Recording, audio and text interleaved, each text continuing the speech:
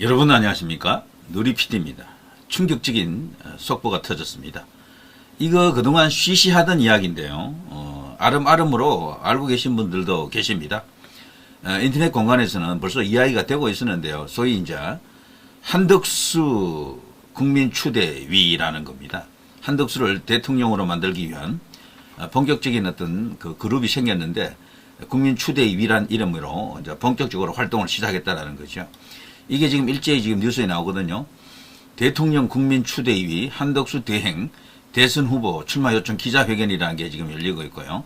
민주당은 벌써 이걸 알고 있었더라고요. 그래서 여기에 대한 견제 벌써 들어갔고요.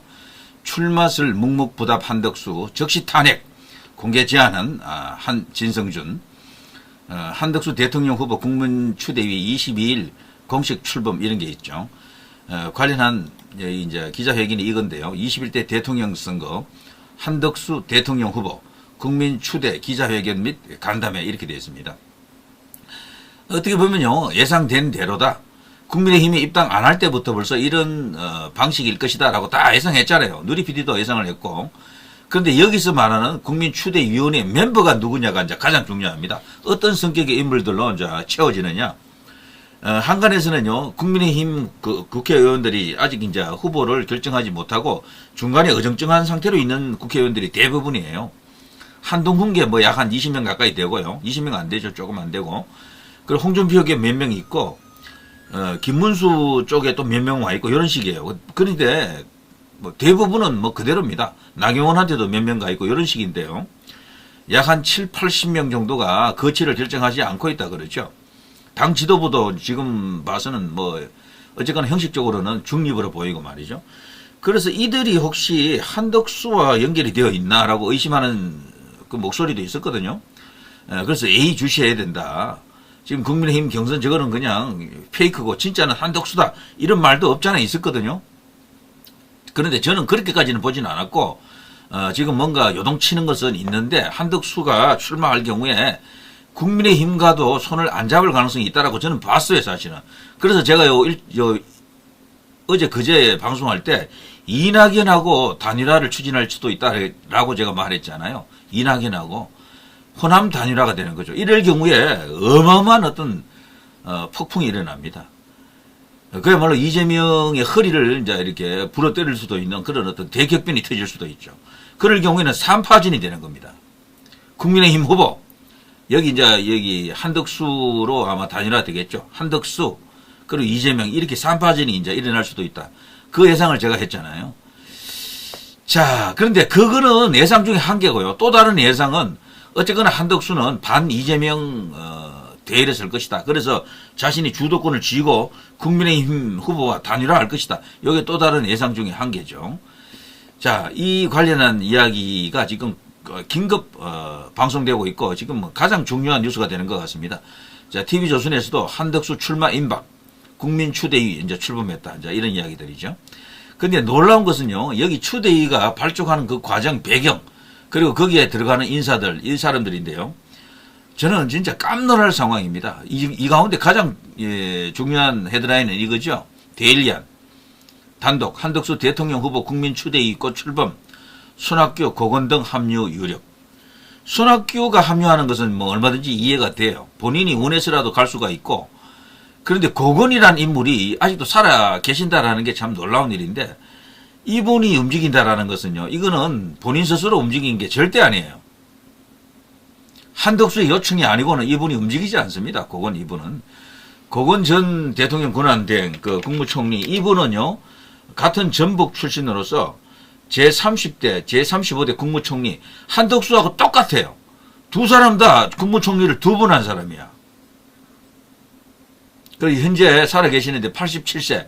이분 또한 말이죠. 행정의 달인이란 평가를 받았고 한덕수 총리가 평소 가장 존경하는 사람이 이 사람이죠.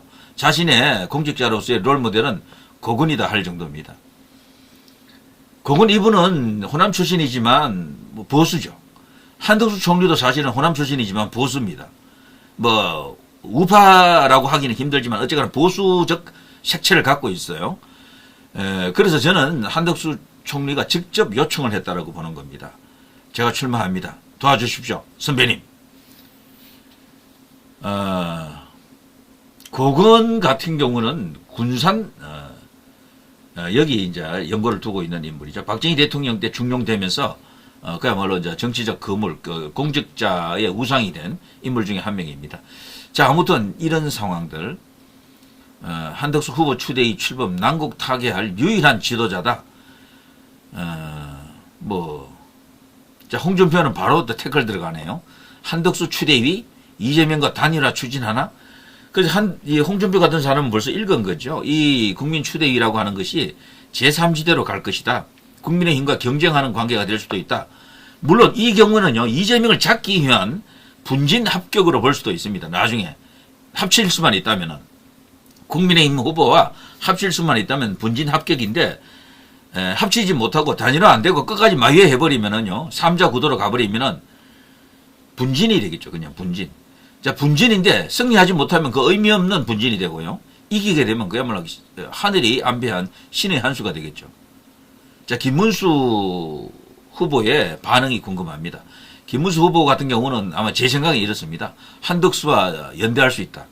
단일화 하겠다라고 아마 발표했죠, 벌써. 그런 식으로 벌써 여러 번 애드발언을 띄워놨습니다. 김문수 후보의 가장 큰 특징은 그릇이 커요. 수용할 수 있는 그릇이 워낙 크다 보니까 한덕수도 뭐 누구도 다 이렇게 끌어안을 수가 있는 겁니다.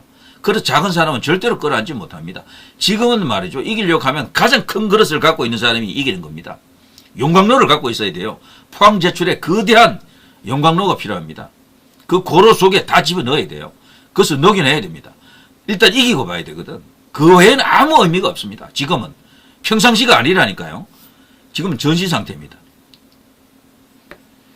야, 이 가운데 뭐 다른 기사는 제가 크게 이제 언급할 필요가 없는데, 데일리안의 요기사, 손학규, 고건 등 합류할 것이다. 이건 좀 봐야 됩니다. 이건 사실 특종에 가까운 건데요. 자, 여기 국민추대위에는 손학규 전 민주당 대표, 고건 전 총리, 김만복 전 국정원장 등이 핵심 멤버로 참여할 가능성이 높다. 이제는 보수의 이념을 바탕으로 우리 안팎에 몰아친 시련과 갈등을 지혜롭게 헤쳐나갈 인물로 한덕수 총리를 국민 후보로 추천한다.